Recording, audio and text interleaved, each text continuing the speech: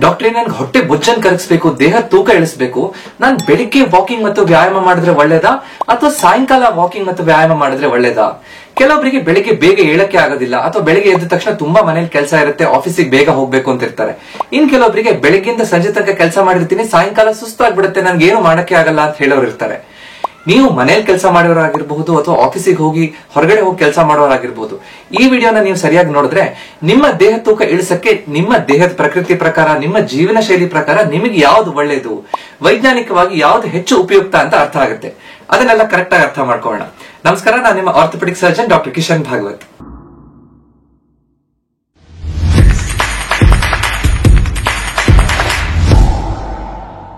ನೀವು ಪ್ರತಿನಿತ್ಯ ಬೆಳಿಗ್ಗೆ ವಾಕಿಂಗ್ ಮಾಡ್ತಿದ್ದೀರಾ ಅಥವಾ ಸಂಜೆ ವಾಕಿಂಗ್ ಮಾಡ್ತಿದ್ದೀರಾ? ಬೆಳಿಗ್ಗೆ ವ್ಯಾಯಾಮನ ಅಥವಾ ಸಂಜೆ ವ್ಯಾಯಾಮ ಮಾಡ್ತಿದ್ದೀರಾ? ದಯವಿಟ್ಟು ನನಗೆ ಕಮೆಂಟ್ ಅಲ್ಲಿ ತಿಳಿಸಿ. ನೀವು ಅದನ್ನ ಕಮಿಟ್ ಮಾಡೋದ್ರಿಂದ ಖಂಡಿತ ಕಂಟಿನ್ಯೂಸ್ ಆಗಿ ನೀವು ಕನ್ಸಿಸ್ಟೆಂಟ್ ಆಗಿ ಪ್ರತಿನಿತ್ಯ ವ್ಯಾಯಾಮ ಮಾಡೋದಕ್ಕೆ, ವಾಕಿಂಗ್ ಮಾಡೋದಕ್ಕೆ ನಿಮ್ಗೆ ಉತ್ತೇಜನ ಸಿಗುತ್ತೆ. ಬೆಳಿಗ್ಗೆ ಹೊತ್ತು ವಾಕಿಂಗ್ ಮಾಡೋದು ಅಥವಾ ವ್ಯಾಯಾಮ ಮಾಡೋದ್ರಿಂದ ಸಂಜೆ ಹೊತ್ತು ವಾಕಿಂಗ್ ವ್ಯಾಯಾಮ ಮಾಡೋದಕ್ಕೆ ಏನೇನ್ ವ್ಯತ್ಯಾಸ ಅಂತ ಸರಿಯಾಗಿ ಅರ್ಥ ಮಾಡ್ಕೊಳ್ಳೋಣ.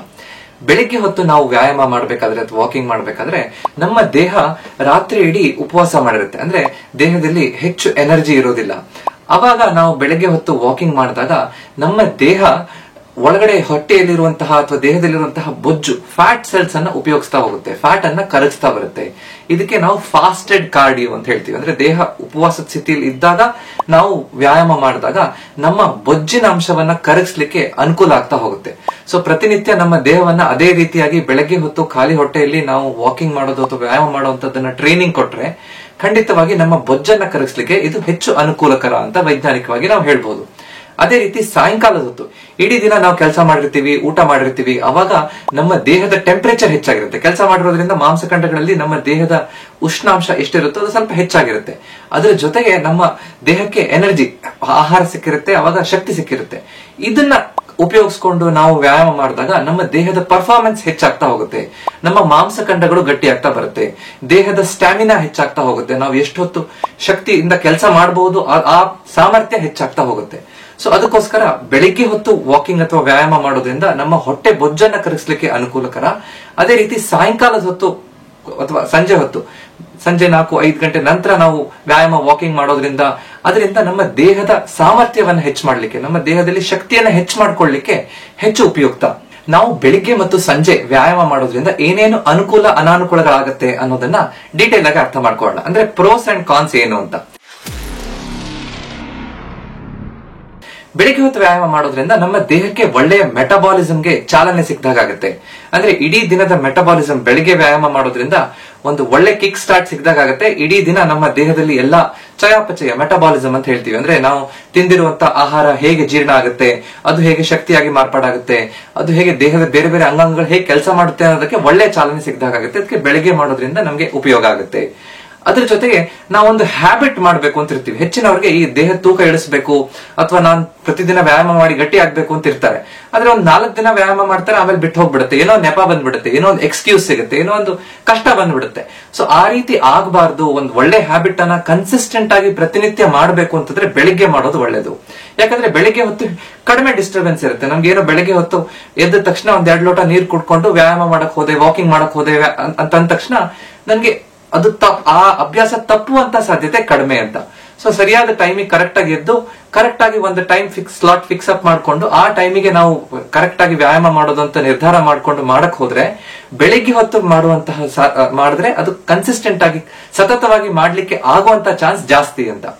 ಅದ್ರ ಜೊತೆಗೆ ಬೆಳಿಗ್ಗೆ ಹೊತ್ತು ಮಾಡೋದ್ರಿಂದ ನಮ್ಗೆ ಒಂದು ಪ್ರಶಾಂತ ವಾತಾವರಣ ಇರುತ್ತೆ ಬೆಳಿಗ್ಗೆ ಹೊತ್ತಿಗೆ. ಅವಾಗ ನಮ್ಗೆ ಏನು ಡಿಸ್ಟರ್ಬೆನ್ಸ್ ಇರೋದಿಲ್ಲ.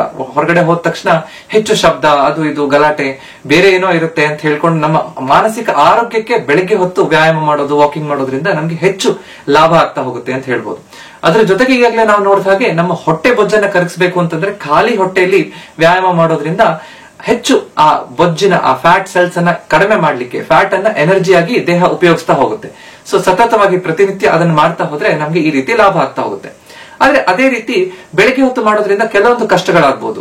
ಕೆಲವೊಬ್ಬರಿಗೆ ಈಗ ನೈಟ್ ಡ್ಯೂಟಿ ಮಾಡುವಂತಹ ವ್ಯಕ್ತಿಗಳಿಗೆ ಅಥವಾ ಬೆಳಿಗ್ಗೆ ಎದ್ದ ತಕ್ಷಣ ಮನೆಯಲ್ಲಿ ಹೆಂಗಸರಿಗೆ ಕೆಲಸ ಮಾಡಬೇಕು, ಮನೆಗೆ ಮಕ್ಕಳನ್ನ ರೆಡಿ ಮಾಡಬೇಕು, ಶಾಲೆಗೆ ರೆಡಿ ಮಾಡಬೇಕು, ಅಥವಾ ಮನೆಯಲ್ಲಿ ಮನೆ ಕೆಲಸ ಮಾಡಬೇಕು, ಬೆಳಿಗ್ಗೆ ಬೇಗ ತಿಂಡಿ ಮಾಡಿ ಮನೆಯವ್ರಿಗೆಲ್ಲರಿಗೂ ತಿಂಡಿ ರೆಡಿ ಮಾಡ್ಬೇಕಾಗುತ್ತೆ. ಇಂಥ ವ್ಯಕ್ತಿಗಳಿಗೆ ಅಥವಾ ಬೇಗ ಆಫೀಸಿಗೆ ಹೋಗ್ಬೇಕು, ಮಕ್ಕಳು ಸ್ಕೂಲಿಗೆ ಹೋಗ್ಬೇಕು, ಈ ರೀತಿಯಾದಂತವ್ರಿಗೆ ಬೆಳಿಗ್ಗೆ ಬೇಗ ವ್ಯಾಯಾಮ ಮಾಡ್ಲಿಕ್ಕೆ ಕಷ್ಟ ಆಗ್ಬಿಡ್ಬೋದು. ಅಂದ್ರೆ ನಮ್ಗೆ ಬೆಳಿಗ್ಗೆ ಎದ್ದ ತಕ್ಷಣ ಆ ಕೆಲಸಗಳಿರುತ್ತೆ, ನಮ್ಗೆ ಆಗೋದೇ ಇಲ್ಲ ಡಾಕ್ಟ್ರೇ ಅಂತ ಹೇಳ್ತಿರ್ತೇವೆ. ಖಂಡಿತ ಹೌದು. ಆತರ ಇದ್ದವರು ಸಾಯಂಕಾಲ ಮಾಡಕ್ಕಾಗತ್ತಾ ಅಂತ ನೋಡ್ಬೋದು. ಸೊ ಇದು ಒಂದು ಅನಾನುಕೂಲ. ಅದರ ಜೊತೆಗೆ ನಾವು ಬೆಳಿಗ್ಗೆ ಎದ್ದ ತಕ್ಷಣ ವ್ಯಾಯಾಮ ಮಾಡಕ್ ಹೋದಾಗ ಕೆಲವೊಬ್ರು ವಾರ್ಮ್ ಅಪ್ ಮಾಡದೆ, ದೇಹವನ್ನು ವಾರ್ಮ್ ಅಪ್ ಮಾಡದೆ ವ್ಯಾಯಾಮ ಮಾಡ್ಕೊಂಡು ಹೋಗಿ ವೇಟ್ಸ್ ಅನ್ನು ಲಿಫ್ಟ್ ಮಾಡ್ಕೊಂಡು ಇಂಜುರಿ, ಏಟ್ ಬಿದ್ದು ಮಾಂಸಖಂಡಗಳು ಹರಿದು ಈ ರೀತಿಯಾದಂತಹ ಸಾಧ್ಯತೆ ಹೆಚ್ಚಿರುತ್ತೆ. ಬೆಳಿಗ್ಗೆ ಎದ್ದಾಗ ನಾವು ವ್ಯಾಯಾಮ ಅಥವಾ ವಾಕಿಂಗ್ ಮಾಡೋಕ್ಕಿಂತ ಮುಂಚೆ ಫಸ್ಟ್ ನಮ್ಮ ದೇಹವನ್ನ ವಾರ್ಮ್ ಅಪ್ ಮಾಡೋದನ್ನ ನಾವು ಮರಿಬಾರ್ದು. ಈ ರೀತಿ ವಾರ್ಮ್ ಅಪ್ ಮಾಡದೆ ಹೊಡೆತ ಬೀಳುವಂತಹ ಸಾಧ್ಯತೆ ಸಂಜೆಗಿಂತ ಬೆಳಿಗ್ಗೆ ಹೊತ್ತು ಜಾಸ್ತಿ ಅಂತ ನಾವು ಹೇಳ್ಬೋದು. ಸಂಜೆ ಹೊತ್ತು ನಾವು ವ್ಯಾಯಾಮ ಅಥವಾ ವರ್ಕೌಟ್ ಮಾಡೋದ್ರಿಂದ ಏನೇನ್ ಅನುಕೂಲ ಅನಾನುಕೂಲಗಳಾಗುತ್ತೆ ಅಂತ ಅರ್ಥ ಮಾಡ್ಕೊಳ್ಳೋಣ. ಸಾಯಂಕಾಲ ವ್ಯಾಯಾಮ ಮಾಡೋದ್ರಿಂದ ನಮ್ಮ ಪರ್ಫಾರ್ಮೆನ್ಸ್ ಹೆಚ್ಚು ಚೆನ್ನಾಗಿರುತ್ತೆ. ಅಂದ್ರೆ ನಾವು ಇಡೀ ದಿನದಲ್ಲಿ ಆಹಾರ ತಗೊಂಡಿರ್ತೀವಿ, ಆ ಶಕ್ತಿ ನಮ್ಗೆ ಬಂದಿರುತ್ತೆ.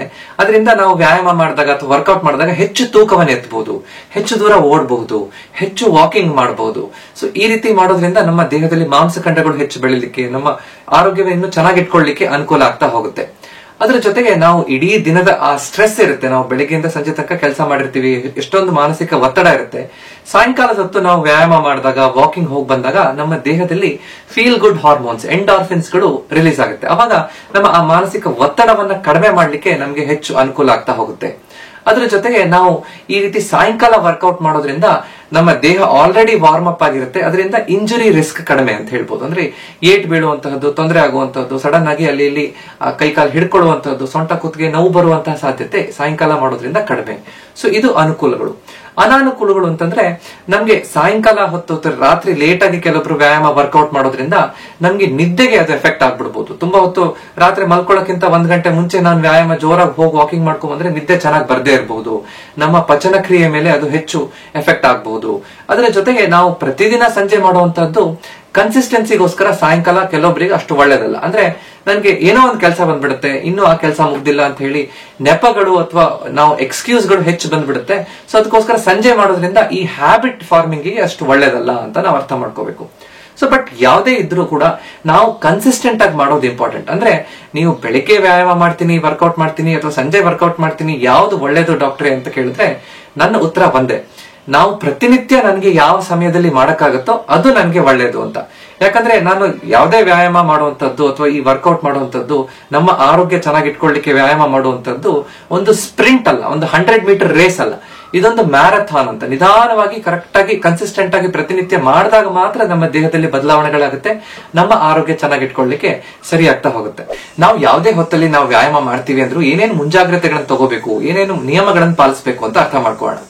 ವ್ಯಾಯಾಮ ಮಾಡೋಕ್ಕಿಂತ ಅಥವಾ ವಾಕಿಂಗ್ ಹೋಗಿ ವರ್ಕೌಟ್ ಮಾಡೋಕ್ಕಿಂತ ಮುಂಚೆ ನಾವು 2 ಲೋಟ, ಒಂದು 15 ನಿಮಿಷ ಮುಂಚೆ 2 ಲೋಟ ನೀರನ್ನು ಕುಡ್ಕೊಂಡು ವ್ಯಾಯಾಮ ಮಾಡೋದ್ರಿಂದ ನಮ್ಮ ದೇಹ ಸರಿಯಾಗಿ ಹೈಡ್ರೇಟ್ ಆಗುತ್ತೆ. ಅವಾಗ ಚೆನ್ನಾಗಿ ನಮ್ಮ ಈ ದೇಹಕ್ಕೆ ಬೊಜ್ಜನ್ನ ಕರಗಿಸ್ಲಿಕ್ಕೆ ಅಥವಾ ಮಾಂಸಖಂಡಗಳನ್ನು ಗಟ್ಟಿ ಮಾಡ್ಕೊಳ್ಳಿಕ್ಕೆ ಅನುಕೂಲ ಆಗ್ತಾ ಹೋಗುತ್ತೆ. ಬೆಳಿಗ್ಗೆ ಖಾಲಿ ಹೊಟ್ಟೆಯಲ್ಲಿ ನೀರು ಕುಡಿಯೋದ್ರಿಂದ ಏನೇನು ಪರಿಣಾಮಗಳಾಗುತ್ತೆ, ಏನೇನು ಒಳ್ಳೆಯ ಅನುಕೂಲಗಳಾಗುತ್ತೆ ಅನ್ನೋದ್ರ ಬಗ್ಗೆ ಡೀಟೇಲ್ಡ್ ಆಗಿ ನಾನು ವಿಡಿಯೋ ಮಾಡಿದ್ದೀನಿ. ಅದನ್ನ ನೀವು ನೋಡಬಹುದು. ಸುಮಾರು 6 ಲಕ್ಷಕ್ಕಿಂತ ಹೆಚ್ಚು ಜನ ಆ ವಿಡಿಯೋನ ನೋಡಿದ್ದಾರೆ. ಅದ್ರ ಜೊತೆಗೆ ಖಾಲಿ ಹೊಟ್ಟೆಯಲ್ಲಿ ನೀರು ಕುಡಿದು ವ್ಯಾಯಾಮ ಮಾಡೋಕ್ಕಿಂತ ಮೊದಲು ಸ್ವಲ್ಪ ಸ್ಟ್ರೆಚಿಂಗ್ ಎಕ್ಸರ್ಸೈಸ್ ಅಂದ್ರೆ ವಾರ್ಮ್ ಅಪ್ ಅನ್ನ ಮಾಡಬೇಕು. ವಾರ್ಮ್ ಅಪ್ ಮಾಡೋದ್ರಿಂದ ನಮ್ಮ ದೇಹದಲ್ಲಿರುವಂತಹ ಎಲ್ಲಾ ಕೀಲ್ಗಳು ಫ್ರೀ ಆಗ್ತಾ ಹೋಗುತ್ತೆ, ಮಾಂಸಖಂಡಗಳು ಆ ವ್ಯಾಯಾಮಕ್ಕೆ ರೆಡಿ ಆಗ್ತಾ ಹೋಗುತ್ತೆ. ಸೊ ವಾರ್ಮ್ ಅಪ್ ಮಾಡದೆ ಮಾಡಿದ್ರೆ ಬೇರೆ ಬೇರೆ ತೊಂದರೆಗಳಾಗಬಹುದು. ಸೊ ಒಂದು 10 ರಿಂದ 15 ನಿಮಿಷ ನಿಧಾನವಾಗಿ ವಾಕಿಂಗ್ ಮಾಡೋದು, ಎಲ್ಲಾ ಕೀಲ್ಗಳನ್ನ ಫ್ರೀ ಮಾಡ್ಲಿಕ್ಕೆ ಬೇಕಾಗಿರುವಂತಹ ವಾರ್ಮ್ ಅಪ್ ಎಕ್ಸರ್ಸೈಸ್ ಶುರು ಮಾಡ್ಕೊಂಡು ನಂತರ ವ್ಯಾಯಾಮ ಮಾಡಬೇಕು. ಕರೆಕ್ಟ್ ಆಗಿ ವ್ಯಾಯಾಮಗಳನ್ನು ಮಾಡಬೇಕಾದ್ರೆ ಹಲವಾರು ರೀತಿಯಾದಂತಹ ವ್ಯಾಯಾಮಗಳಿರುತ್ತೆ. ಒಂದು ಕಾರ್ಡಿಯೋ ಎಕ್ಸರ್ಸೈಸ್ ಅಂತ, ನಮ್ಮ ಹೃದಯದ ಬಡಿತವನ್ನು ಹೆಚ್ಚು ಮಾಡೋದ್ರಿಂದ ನಮ್ಮ ಇಡೀ ದೇಹದಲ್ಲಿ ಇರುವಂತಹ ಅಂಗಾಂಗಗಳಿಗೆ ರಕ್ತ ಸಂಚಾರ ಹೆಚ್ಚಾಗ್ತಾ ಹೋಗುತ್ತೆ, ಮಾಂಸಖಂಡಗಳಲ್ಲಿ ಶಕ್ತಿ ಹೆಚ್ಚಾಗುತ್ತೆ. ಅದರ ಜೊತೆಗೆ ನಮ್ಮ ಹೃದಯಕ್ಕೆ ಇದು ಒಳ್ಳೇದು ಅಂತ ಹೇಳ್ತೀವಿ. ನಂತರ ಫ್ಲೆಕ್ಸಿಬಿಲಿಟಿ ಎಕ್ಸರ್ಸೈಸಸ್ ಅಂತ. ಈ ಕಾರ್ಡಿಯೋ ಎಕ್ಸರ್ಸೈಸ್ ಅಂದ್ರೆ ನಾವು ವಾಕಿಂಗ್ ಮಾಡೋದು, ಸ್ವಿಮ್ಮಿಂಗ್ ಮಾಡೋದು, ಸೈಕ್ಲಿಂಗ್ ಮಾಡೋದು, ಇದೆಲ್ಲದು ಕಾರ್ಡಿಯೋ ಎಕ್ಸರ್ಸೈಸ್ ಅಂತ ಹೇಳ್ಬೋದು. ಈ ನೆಕ್ಸ್ಟ್ ಫ್ಲೆಕ್ಸಿಬಿಲಿಟಿ ಎಕ್ಸರ್ಸೈಸ್ ಅಂತಂದ್ರೆ ನಮ್ಮ ಕೀಲ್ಗಳಲ್ಲಿ ನಮ್ಯತೆಯನ್ನ ಹೆಚ್ಚು ಮಾಡ್ಲಿಕ್ಕೆ ಮಾಡುವಂತಹ ವ್ಯಾಯಾಮಗಳು. ಬೆಳಗ್ಗೆ ಹೊತ್ತು ನಾವು ಸೂರ್ಯ ನಮಸ್ಕಾರ ಮಾಡ್ತೀವಿ. ಸೂರ್ಯ ನಮಸ್ಕಾರ ಮಾಡೋದ್ರಿಂದ ನಮ್ಮ ಎಲ್ಲಾ ಕೀಲ್ಗಳು, ನಮ್ಮ ದೇಹ ಫ್ಲೆಕ್ಸಿಬಲ್ ಆಗ್ತಾ ಹೋಗುತ್ತೆ. ನಮ್ಗೆ ಹೇಗೆ ಬೆಂಡ್ ಮಾಡಬೇಕು, ಹೇಗೆ ಮೂವ್ಮೆಂಟ್ ಮಾಡಬೇಕು, ಆ ರೀತಿ ಮೂವ್ಮೆಂಟ್ ಮಾಡ್ಲಿಕ್ಕೆ ಅನುಕೂಲ ಆಗ್ತಾ ಹೋಗುತ್ತೆ. ಸೊ ಈ ರೀತಿ ಫ್ಲೆಕ್ಸಿಬಿಲಿಟಿ ವ್ಯಾಯಾಮಗಳು ಅಷ್ಟೇ ಮುಖ್ಯ. ಅದರ ಜೊತೆಗೆ ಸ್ಟ್ರೆಂತ್ ಟ್ರೈನಿಂಗ್ ಎಕ್ಸರ್ಸೈಸ್ ಅಂತ ಹೇಳ್ತೀವಿ. ಸ್ಟ್ರೆಂತ್ ಟ್ರೈನಿಂಗ್ ಅಂದ್ರೆ ನಾವು ತೂಕ ಎತ್ತುವಂತಹದ್ದು, ಭಾರ ಎತ್ತಿ ಮಾಡುವಂತಹ ವ್ಯಾಯಾಮ. ಭಾರ ಎತ್ತೇ ಮಾಡ್ಬೇಕು ಅಂತಿಲ್ಲ, ನಮ್ಮ ಬಾಡಿ ವೇಟ್ ಎಕ್ಸರ್ಸೈಸಸ್ ಕೂಡ ಮಾಡಬಹುದು. ನಮ್ಮ ದೇಹದ ತೂಕದಿಂದನೇ ನಾವು ಆ ಕೀಲ್ಗಳ ಮೇಲೆ, ಮಾಂಸಖಂಡಗಳ ಮೇಲೆ ತೂಕ ಹಾಕಿದಾಗ ಅದರಲ್ಲೂ ಕೂಡ ಅದು ಗಟ್ಟಿ ಆಗ್ಲಿಕ್ಕೆ ಸಾಧ್ಯ ಆಗುತ್ತೆ. ಈ ಸ್ಕ್ವಾಟ್ಸ್ ಎಕ್ಸರ್ಸೈಸ್ ಆಗಿರ್ಬೋದು, ಲಂಜಸ್ ಆಗಿರ್ಬೋದು, ಈ ಪ್ಲಾಂಕ್ ಎಕ್ಸರ್ಸೈಸ್ ಆಗಿರ್ಬೋದು, ಪುಷಪ್ಸ್ ಆಗಿರ್ಬೋದು, ಇದೆಲ್ಲದೂ ಕೂಡ ನಮ್ಮ ಬಾಡಿ ವೇಟ್ ಅನ್ನ ತಗೊಂಡು ಮಾಡುವಂತಹ ವ್ಯಾಯಾಮಗಳು. ಅದರಿಂದನೂ ಕೂಡ ನಮ್ಮ ಸ್ಟ್ರೆಂತ್ ಅನ್ನ ಹೆಚ್ಚು ಮಾಡ್ಲಿಕ್ಕೆ ಅನುಕೂಲ ಆಗುತ್ತೆ. ಸೊ ಯಾರೇ ವ್ಯಾಯಾಮ ಮಾಡಬೇಕಾದ್ರೂ ಈ ಕಾರ್ಡಿಯೋ ಎಕ್ಸರ್ಸೈಸಸ್, ಫ್ಲೆಕ್ಸಿಬಿಲಿಟಿ ಎಕ್ಸರ್ಸೈಸಸ್ ಜೊತೆಗೆ ಈ ಬೇಕಾಗಿರುವಂತಹ ಸ್ಟ್ರೆಂತ್ ಟ್ರೈನಿಂಗ್, ಇದು ಮೂರು ಕರೆಕ್ಟ್ ಆಗಿ ಇದ್ದಾಗ ಮಾತ್ರ ನಮ್ಮ ಕೀಲ್ಗಳಿಗೆ, ನಮ್ಮ ಹೃದಯಕ್ಕೆ, ನಮ್ಮ ನರಗಳಿಗೆ, ನಮ್ಮ ಇಡೀ ದೇಹಕ್ಕೆ ಆರೋಗ್ಯವನ್ನ ಚೆನ್ನಾಗಿ ಕಾಪಾಡ್ಕೊಳ್ಳಿಕ್ಕೆ ಅನುಕೂಲ ಆಗುತ್ತೆ. ಸೊ ಈ ವ್ಯಾಯಾಮಗಳನ್ನ ಹೇಗೆ ಮಾಡಬೇಕು, ಇದನ್ನ ಈ ನರ ಸೆಳೆತ ಅಥವಾ ಬೇರೆ ಡಯಾಬಿಟಿಸ್ ಇರೋರು, ಬೇರೆ ಬೇರೆ ಕಾಯಿಲೆಗಳಿರೋರು ಹೇಗೆ ಮಾಡಬೇಕು ಅನ್ನೋದ್ರ ಬಗ್ಗೆ ಡೀಟೇಲ್ಡ್ ಆಗಿ ನಾನು ಈ ವಿಡಿಯೋದಲ್ಲಿ ಹೇಳಿದ್ದೀನಿ. ಅದನ್ನ ನೋಡ್ಕೊಂಡು ನೀವು ಡೀಟೇಲ್ಸ್ ಅನ್ನು ಅರ್ಥ ಮಾಡ್ಕೋಬಹುದು. ವ್ಯಾಯಾಮ ಆದ ನಂತರ ಸ್ವಲ್ಪ ಹೊತ್ತು ತಕ್ಷಣದಲ್ಲಿ ದೇಹಕ್ಕೆ ನಮ್ಮ ವಾಪಸ್ ರೀಫ್ಯೂಯಲ್ ಮಾಡ್ಲಿಕ್ಕೆ ನಾವು ಆಹಾರವನ್ನು ತಗೋಬೇಕು. ಒಂದ್ ಸ್ವಲ್ಪ ಡ್ರೈ ಫ್ರೂಟ್ಸ್ ಅನ್ನು ತಗೋಬಹುದು, ಒಂದು ಹಣ್ಣನ್ನು ತಗೋಬಹುದು. ಈ ರೀತಿ ಮಾಡೋದ್ರಿಂದ ನಮ್ಗೆ ಹೆಚ್ಚು ಅನುಕೂಲ ಆಗ್ತಾ ಹೋಗುತ್ತೆ. ಸೊ ನಾವು ಬೆಳಿಗ್ಗೆ ಮಾಡ್ಲಿ ಅಥವಾ ಸಾಯಂಕಾಲ ಮಾಡ್ಲಿ, ಎರಡು ಮಾಡಿದಾಗ ಈ ರೀತಿ ನಾವು ಮುಂಜಾಗ್ರತೆಯನ್ನು ವಹಿಸಬೇಕು. ಸಾಯಂಕಾಲ ಮಾಡ್ಬೇಕಾದ್ರೆ ರಾತ್ರಿ ಮಲ್ಕೊಳ್ಳೋ ಸಮಯ ಹತ್ರದಲ್ಲಿ ನಾವು ವ್ಯಾಯಾಮ ಮಾಡಬಾರ್ದು. ಅದು 1-1.5 ಗಂಟೆ ಗ್ಯಾಪ್ ಕೊಟ್ರೆ ಹೆಚ್ಚು ಒಳ್ಳೇದು ಅಂತ ಹೇಳ್ತೀವಿ. ಮತ್ತೆ ಊಟ ಆದ ತಕ್ಷಣ ವ್ಯಾಯಾಮ ಮಾಡುವಂತದ್ದು ಕೆಲವೊಬ್ಬರಿಗೆ ಅಭ್ಯಾಸ ಇರುತ್ತೆ. ಅದನ್ನ ನಾವು ವ್ಯಾಯಾಮ ಮಾಡೋದ್ರಿಂದ ನಮಗೆ ಕೆಲವೊಂದು ಲಾಭ ಆಗುತ್ತೆ. ನಮ್ಮ ಜೀರ್ಣಕ್ರಿಯೆ ಚೆನ್ನಾಗಾಗ್ಲಿಕ್ಕೆ, ನಮ್ಗೆ ಆರಾಮಾಗಿ ಸ್ವಲ್ಪ ರಿಲ್ಯಾಕ್ಸ್ ಆಗ್ಲಿಕ್ಕೆ ಅನುಕೂಲ ಆಗುತ್ತೆ. ಆದ್ರೆ ನಾವು ನಮ್ಮ ಹೊಟ್ಟೆ ಬೊಜ್ಜನ್ನ ಕರಗಿಸ್ಲಿಕ್ಕೆ ಅಥವಾ ನಮ್ಮ ದೇಹದಲ್ಲಿ ಶಕ್ತಿಯನ್ನು ಹೆಚ್ಚು ಮಾಡ್ಲಿಕ್ಕೆ ನಾವು ವ್ಯಾಯಾಮ ಮಾಡ್ತಾ ಇದೀವಿ ಅಂತಂದ್ರೆ 1-1.5-2 ಗಂಟೆ ಕಾಲ ಊಟ ಆದ ನಂತರ ವ್ಯಾಯಾಮ ಮಾಡೋದು, ಅಥವಾ ಹೊಟ್ಟೆ ನಾವೇನಾದ್ರು ಆಹಾರ ತಗೊಂಡು 2 ಗಂಟೆ ಗ್ಯಾಪ್ ಕೊಟ್ಟು ವ್ಯಾಯಾಮ ಮಾಡೋದ್ರಿಂದ ನಮ್ಗೆ ಹೆಚ್ಚು ಆ ರೀತಿಯಲ್ಲಿ ಅನುಕೂಲ ಆಗ್ತಾ ಹೋಗುತ್ತೆ ಅಂತ ಅರ್ಥ ಮಾಡ್ಕೋಬೇಕು. ಬಟ್ ಯಾವುದೇ ರೀತಿ ವ್ಯಾಯಾಮ ಮಾಡಿದ್ರು ಕೂಡ ಕನ್ಸಿಸ್ಟೆಂಟ್ ಆಗಿ ಪ್ರತಿನಿತ್ಯ ಮಾಡೋದು ಒಳ್ಳೇದು. ಈಗ ನೋಡ್ಬೋದು ಕೆಲವರಿಗೆ ನಮ್ಗೆ ಟೈಮೇ ಆಗಲ್ಲ ಡಾಕ್ಟ್ರೆ, ಬೆಳಿಗ್ಗೆ ಹೊತ್ತು ನಮ್ಗೆ ಈ ಕೆಲಸ ಇರುತ್ತೆ, ಸಂಜೆ ಹೊತ್ತು ಆ ಕೆಲಸ ಇರುತ್ತೆ ಅಂತ. ಆದ್ರೆ ಸಣ್ಣ ಸಣ್ಣ ಟೈಮ್ ವಿಂಡೋಸ್ ಅನ್ನ, ಟೈಮ್ ಗ್ಯಾಪ್ ಅನ್ನ ನಾವು ಟೈಮ್ ಬ್ಲಾಕ್ಸ್ ಅನ್ನ ಮಾಡ್ತಾ ಹೋಗ್ಬೇಕು.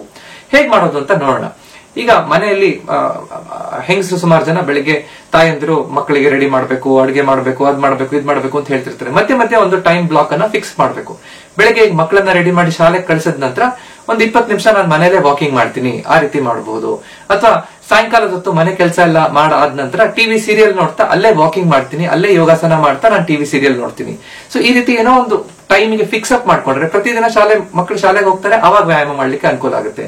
ಪ್ರತಿದಿನ ಟಿವಿಲಿ ಸೀರಿಯಲ್ ಬರುತ್ತೆ, ಸೀರಿಯಲ್ ನೋಡ್ತಾ ವ್ಯಾಯಾಮ ಮಾಡಬಹುದು. ಸೊ ಈ ರೀತಿ ಮಾಡಬಹುದು.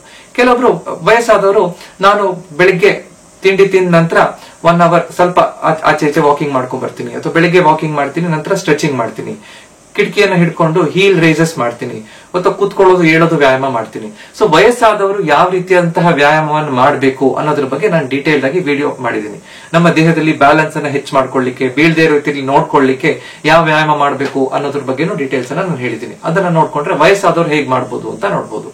ನಂತರ ಈ ಆಫೀಸಿಗೆ ಹೋಗಿ ಬರೋರು, ಕೆಲಸ ಮಾಡ್ಕೊಂಡು ಬರೋರು, ಬೆಳಗ್ಗೆಯಿಂದ ಸಂಜೆ ತನಕ ನನಗೆ ಟೈಮೇ ಸಿಗೋದಿಲ್ಲ. ಸಂಜೆ ನಾವು ವಾಪಸ್ ಮನೆಗೆ ಬಂದ ನಂತರ ಒಂದು ಸ್ವಲ್ಪ ಟೀ ಕಾಫಿನೋ ಸ್ನಾಕ್ಸ್ ತಗೊಂಡ್ ನಂತರ ಒಂದು 15 ನಿಮಿಷ ಗ್ಯಾಪ್ ಕೊಟ್ಟು ನಂತರ ನಾವು ಜಿಮ್ಮಿಗೆ ಹೋಗೋದಾಗ್ಲಿ, ಅಥವಾ ಮನೆ ಸುತ್ತಮುತ್ತ ವಾಕಿಂಗ್ ಮಾಡೋದು, ಸಣ್ಣ ಕೆಲಸ ಮಾಡೋದು, ಈ ರೀತಿ ಮಾಡೋದ್ರಿಂದ ನಮ್ಗೆ ಅನುಕೂಲ ಆಗುತ್ತೆ. ಹೊಲದಲ್ಲಿ ರೈತರು ಕೆಲಸ ಮಾಡ್ತಾರೆ, ನನ್ಗೆ ಹಲವಾರು ಜನ ಪೇಷಂಟ್ಸ್ ಗಳು ಬರ್ತಿರ್ತಾರೆ. ನಾವು ವ್ಯಾಯಾಮ ಮಾಡಿ ಅಂತ ಹೇಳಿದ ತಕ್ಷಣ ಅರೆ ನಾವು ಕೆಲಸ ಮಾಡ್ತೀವಲ್ಲ, ನಾವ್ಯಾಕೆ ವ್ಯಾಯಾಮ ಮಾಡಬೇಕು ಅಂತ ಕೇಳ್ತಾರೆ. ಇದು ಸರಿಯಲ್ಲ. ಅದು ವ್ಯಾಯಾಮ ಬೇರೆ, ಶ್ರಮ ಬೇರೆ. ಶ್ರಮ ಮಾಡೋದು ಸರಿ, ಆದ್ರೆ ನಮ್ಗೆ ಸರಿಯಾಗಿ ನಮ್ಮ ದೇಹ ಗಟ್ಟಿ ಇಟ್ಕೋಬೇಕು ಅಂತಂದ್ರೆ ಈ ಶ್ರಮದ ಜೊತೆಗೆ ವ್ಯಾಯಾಮ ಬೇಕೇ ಬೇಕು.